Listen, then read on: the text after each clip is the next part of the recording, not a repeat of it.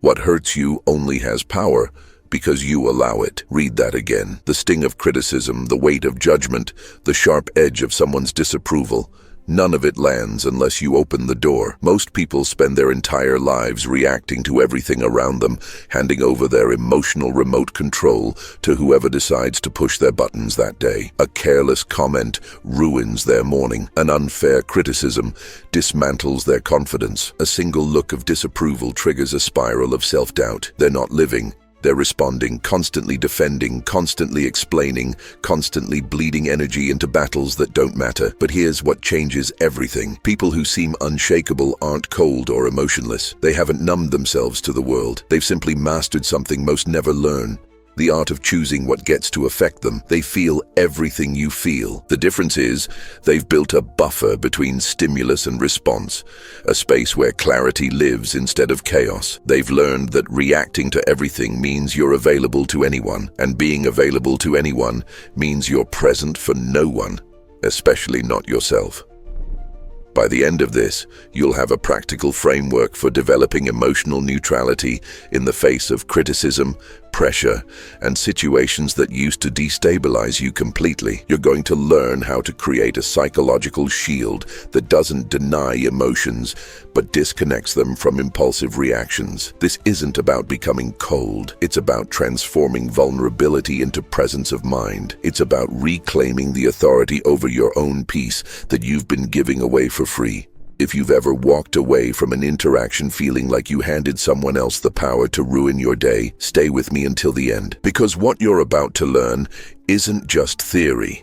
It's the difference between living at the mercy of your surroundings and living from a place of unshakable inner authority. The kind of authority that doesn't need to prove itself, doesn't need to defend itself, and certainly doesn't need permission to exist. Let's be honest about what's really happening here. You're living as a hostage to automatic reactions. Someone says something slightly off, and your entire nervous system lights up like a warning system. A criticism you know is unfair still manages to corrode your confidence for days. A single glance of disapproval from someone who doesn't even matter sends you spiraling into insecurity. And the worst part, you know it's irrational. You know these things shouldn't have this much power over you. But knowing doesn't stop the reaction. Knowing doesn't stop you from lying awake, replaying conversations, crafting better responses, defending yourself to an imaginary jury that doesn't exist. The real problem isn't out there in the world. It's not the difficult people, the unfair situations, or the harsh comments. The problem is the silent belief system running in the background of your mind. The one that whispers you need to defend yourself, explain yourself, justify yourself in response to every negative stimulus. This belief creates a dependence on your environment that's slowly killing your peace. You've unconsciously decided that your emotional state should be determined by external circumstances, that your worth needs constant validation, that silence in the face of criticism somehow equals agreement or weakness. And the cost of this? It's massive. You're hemorrhaging energy on battles that genuinely don't matter. You're reacting when you should be observing. You're handing your emotional equilibrium to people who deserve it least, strangers on the internet, toxic colleagues, family members who will never understand you, people whose opinions genuinely have no bearing on your actual life. Every time you engage with something that shouldn't matter, you're making a withdrawal from your limited reserves of mental energy, and at the end of the day, you're exhausted not from living your life, but from defending it. Here's the truth most people never accept. Acting as if nothing affects you isn't coldness. It's not emotional suppression or toxic positivity or pretending pain doesn't exist. It's wisdom. It's the hard-won ability to consciously choose where you invest your attention and emotional energy. It's understanding that your peace is too valuable to be determined by whoever decides to have an opinion about you today. The people who seem untouchable haven't stopped feeling. They've started choosing. And that choice, that conscious discernment about what deserves your energy, is what separates those who survive from those who thrive. The first thing you need to understand is this.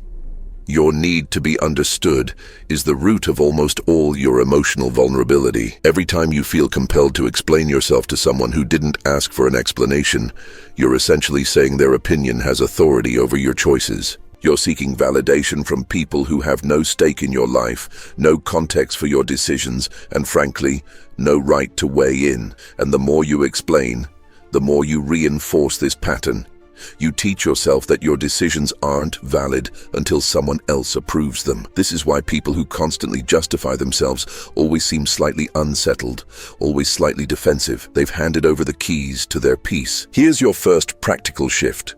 Stop explaining your decisions to people who didn't ask for advice. Just stop. When someone questions your choice, you don't owe them a dissertation on your reasoning. A simple acknowledgement is enough. Picture this. You're at work, and a colleague criticizes your approach to a project. Your instinct screams to defend yourself, to list all the reasons your method is valid, to prove you're not incompetent. Instead, you simply nod. Say, "I appreciate your perspective," and move forward without carrying the weight of their opinion. You don't internalize it. You don't replay it. You don't let it occupy space in your mind for the next 3 days. You heard it, you noted it, and you released it. Because here's what changes everything. Who needs constant validation has surrendered control of their own peace. Now let's talk about the space between stimulus and response, because this is where your freedom actually lives. Most people operate on autopilot. Something happens and they react instantly.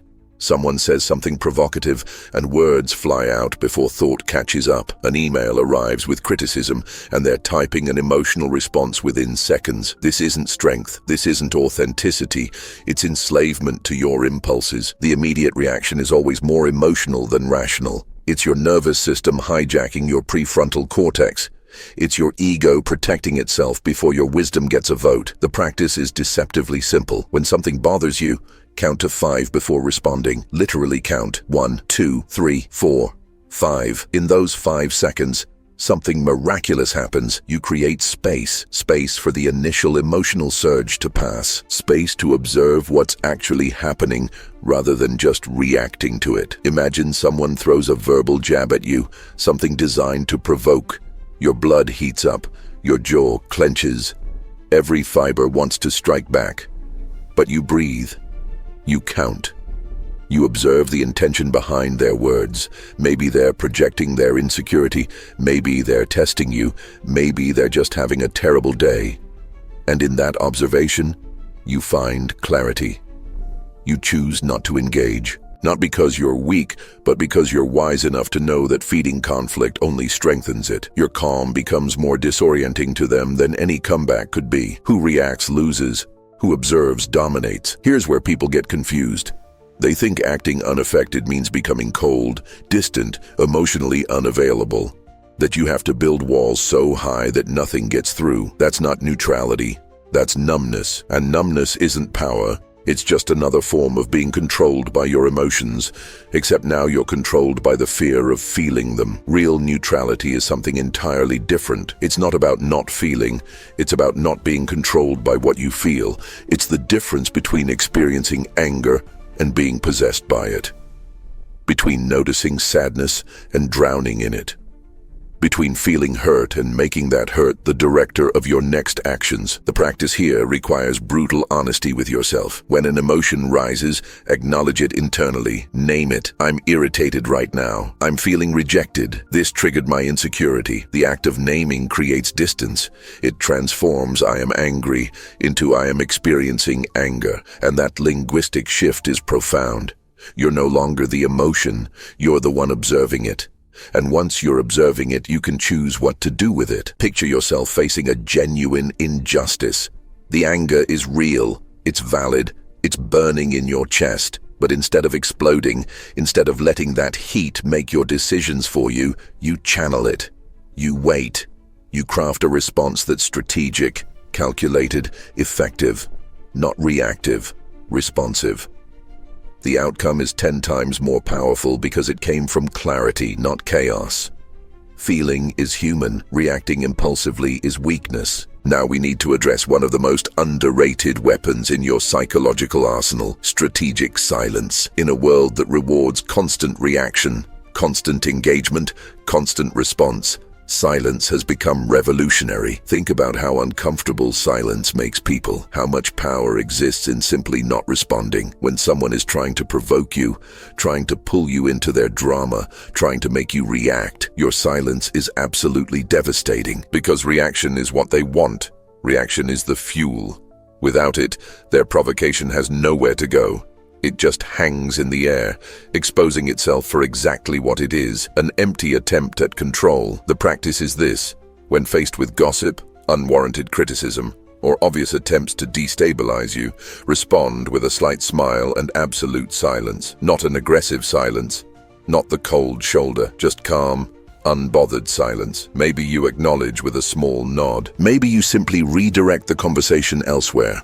But you don't take the bait. Imagine someone trying to drag you into an argument that serves no purpose. They're pushing, prodding, waiting for you to engage. You look at them calmly. You smile, not mockingly, just peacefully, and you change the subject or walk away entirely. The message is crystal clear without a single word. This doesn't deserve my energy. You're not worth my time. And that silence, that refusal to participate, communicates more power than 1,000 perfectly crafted arguments ever could. Silence unsettles more than any words. Here's a hard truth you need to internalize.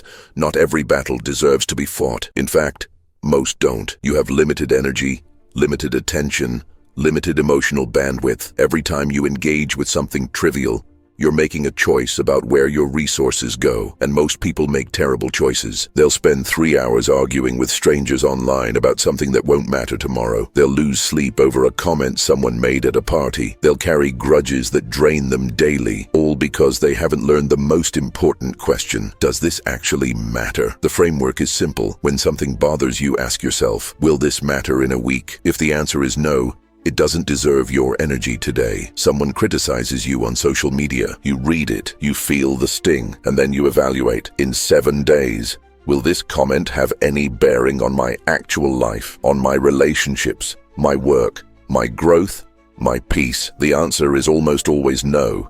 So you don't respond, not because you can't craft the perfect comeback, not because you're afraid, but because your peace is worth infinitely more than being right in the eyes of someone who doesn't matter, who responds to everything, is available to everyone. Let's go deeper into this concept of selective indifference. You don't have to care about everything. You don't have to give equal weight to every opinion, every criticism, every piece of feedback that comes your way. This isn't callousness. It's conservation.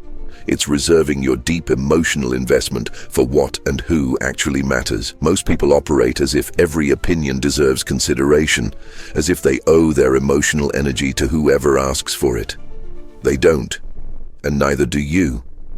Here's the practice. Mentally identify 3 people whose opinions genuinely matter to you. People who know you deeply, who have your best interests at heart, who have earned the right to influence your thinking. Write them down if you need to. These are your counsel. Everyone else, noise. When someone outside that circle judges your choices, criticizes your path, questions your decisions, you don't internalize it. You don't carry it. You might acknowledge it politely, but it doesn't get past the surface. Picture this: an acquaintance judges you for a personal choice you've made. Under normal circumstances, you'd feel defensive, hurt, maybe even doubt yourself. But now you pause and think, is this person in my circle of 3? No? Then their opinion, while noted, doesn't get to live rent-free in your head. The opinion of those who don't live your life shouldn't live in your mind. Finally, let's address something that causes more pain than almost anything else: rejection. The fear of it, the sting of it, the way it can derail your confidence for weeks. But here's what shifts everything. Rejection only hurts when you're still seeking acceptance from the source that rejected you. When you've truly accepted yourself, when your sense of worth is internally generated rather than externally validated, rejection loses its venom. It becomes information, not devastation. It becomes redirection, not destruction. Someone doesn't want you in their space. They've just saved you time and energy you would have wasted trying to fit where you don't belong. The reframe is radical but necessary. When you face rejection, thank it mentally. Seriously, someone doesn't hire you, doesn't invite you, doesn't choose you. Your first internal response should be gratitude, because they just showed you that this wasn't your path. They revealed misalignment before you invested more. They did you a favor by being clear rather than stringing you along. This isn't toxic positivity or pretending hurt doesn't exist. It's recognizing that closed doors are often protection. not punishment. Every no is steering you toward a better yes. Every rejection is filtering out what wasn't meant for you anyway. Visualize this. You're not invited to something you thought you'd be included in. The old version of you feels excluded, hurt, starts questioning your worth and your relationships. The new version, you notice the feeling, acknowledge the disappointment, and then consciously choose a different interpretation. This wasn't for me. I'm being redirected towards something better aligned. The energy I would have spent there is now available for something that actually values my presence. You don't chase. You don't beg for reconsideration. You simply pivot toward where you are wanted, where you are valued, where your energy is reciprocated. Rejection is redirection in disguise. If you really internalize this, rejection stops being something that happens to you and becomes something that happens for you. Comment now if this is clicking. I choose clarity over chaos. Let me walk you through exactly what this looks like in real time. You're sitting in a meeting. The room is tense. There's a project on the table that you've been leading, and not everyone is happy with the direction. Then it happens. Someone decides to make an example of you. They question your competence publicly, their words sharp and calculated, designed to undermine you in front of everyone who matters. The comment hangs in the air like smoke. Every pair of eyes in that room turns toward you. The silence is thick. Everyone is waiting to see how you'll respond. Will you defend yourself? Will you attack back? Will you crumble? Here's what you do. Absolutely nothing. For 3 full seconds, you do nothing. You breathe deeply, slowly, letting oxygen reach your brain before adrenaline makes decisions for you. You look directly at the person who just tried to destabilize you, not with anger, not with fear, with calm.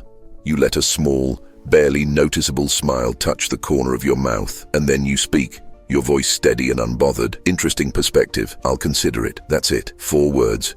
You don't justify your approach. You don't list your credentials. You don't explain your reasoning or defend your process. You don't match their energy or take their bait. You simply acknowledge and move forward. The shift in the room is immediate. The person who attacked you expected a reaction, defense, anger, explanation, something to justify their aggression. Instead, they got neutrality. Your refusal to engage just exposed their attempt for what it was, a power play that failed. You didn't give them the satisfaction of seeing you rattled. You didn't hand over your composure. The meeting continues, but something fundamental has changed. You've just demonstrated to everyone present that nothing coming from outside has authority over your internal state. That criticism, even public criticism, cannot penetrate the shield you've built, that your peace isn't up for negotiation. This is what emotional invincibility looks like in practice. So let's bring this full circle and talk about what's really changed here. Before, you were reactive. Every stimulus demanded a response. Every opinion required consideration. Every criticism needed a defense. You were exhausted because you were fighting battles on every front, bleeding energy into conflicts that didn't deserve a single drop of your attention. You were hostage to your environment, your mood determined by whoever decided to have an opinion about you that day. Your peace was conditional, fragile, always one comment away from shattering. That's not living, that's surviving in a state of constant vigilance, waiting for the next thing to knock you off balance. After, you're selective, you're deliberate. You've created space between what happens and how you respond. You feel everything, the anger, the hurt, the disappointment, but those feelings don't own you anymore. They pass through you like weather, acknowledged, but not permanent. You've learned that your worth isn't up for debate, that your decisions don't require external validation, that silence is often the most powerful response available. You've stopped explaining yourself to people who never asked. You've stopped carrying the weight of opinions from people who don't matter. You've reclaimed the energy you were wasting on defending, justifying, proving, and now that energy goes where it actually belongs, toward building the life you want, not protecting yourself from the noise. Here's the metaphor that captures everything. Imagine your mind as a fortress. Before, the gates were wide open. Anyone could walk in. Every criticism, every judgment, every piece of unsolicited feedback had access to your inner peace. You were constantly under siege, constantly defending territory, constantly exhausted from the invasion. Now, you're the gatekeeper. You decide what enters, you decide what deserves your attention, and what gets left outside the walls. Not everything that knocks gets to come in. Not everyone who speaks gets to be heard at the deepest level. You've learned discernment. You've learned that being affected by everything means being available to everyone. And being available to everyone means being present for no one, especially yourself. Repeat this. I choose lucidity over reactivity. Let's recap what you now have in your hands. You've learned that the need for external validation is the root of emotional vulnerability, and that stopping the compulsion to explain yourself to those who didn't ask is the first act of reclaiming your power. You've discovered the sacred space between stimulus and response, those 5 seconds that separate reaction from wisdom, impulse from strategy. You understand now that neutrality isn't coldness but conscious choice, that feeling emotions and being controlled by them are entirely different experiences. You've been given the weapon of strategic silence, the framework for determining what actually deserves your energy, and the practice of selective indifference that protects your peace from those who haven't earned access to it. And perhaps most transformatively, you've learned to reframe rejection not as punishment, but as redirection, as information rather than devastation. From this moment forward, you are not hostage to anything that comes from outside. The criticism, the judgment, the provocations, the attempts to destabilize you, none of it has power unless you grant permission. You've built a psychological shield that doesn't deny reality, but refuses to be controlled by it.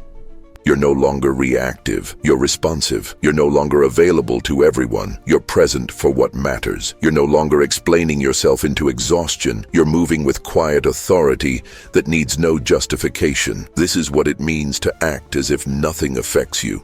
Not because you feel less, but because you've mastered the art of choosing what gets to matter. If this resonated with you, if something here shifted your perspective, share this with someone who needs to hear it. And comment below, which of these practices do you most need to implement starting today?